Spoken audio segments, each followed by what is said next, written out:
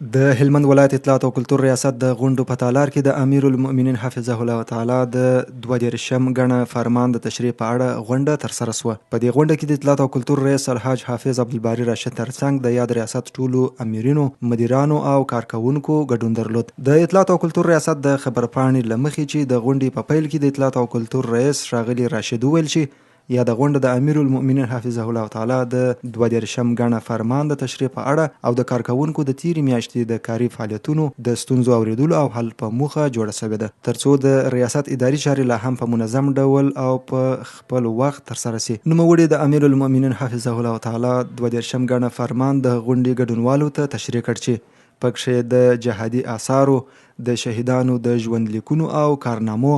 د خلکو د قربانیو او د جهاد اړوند مستندو حقایقو راټولول، ثبتول، تنظیمول، ساتل او نشرول، د نشراتو، رسنیو، کتابونو او فرهنګي آثارو د چاپ، خپرولو، تنظیم، څارنې او انسجام، د ځوانانو د اصلاح، روزنې، ظرفیت لوړونې، فکري او فرهنګي مهارتونو پرمختګ په اړه په مفصل ډول سپارښتنې شوي دي. د فرمان په بله برخه کې د مقدس شریعت او اسلامي امارت د تګلارو مطابق د فرهنګي آثارو، تاریخي ځایونو او اسنادو د ساتنې معرفي، ودې، همدارنګه د حمدونو، نعتونو او جهادي حماسي شعرونو او ترانو بشپړه څارنه، کتنه او ملاتړ په اړه هم په بشپړ ډول لارښوونې شوي دي. د غونډې په جریان کې ټولو امیرینو، مدیرانو او مامورینو خپل د تیرې میاشتې د ترسره شویو فعالیتونو په اړه هر اړخیز معلومات وړاندې کړه. ترڅنګ یو شمېر هغه ستونزې او غوښتنې هم شریک کړي چې د یاد ریاست د کارکونکو چارې یې له ستونزو سره مخ کړي وي. وروستیو کې ښاغلي راشد له ټولو ګډونوالو څخه مننه وکړه چې خپل ورسپارل شوي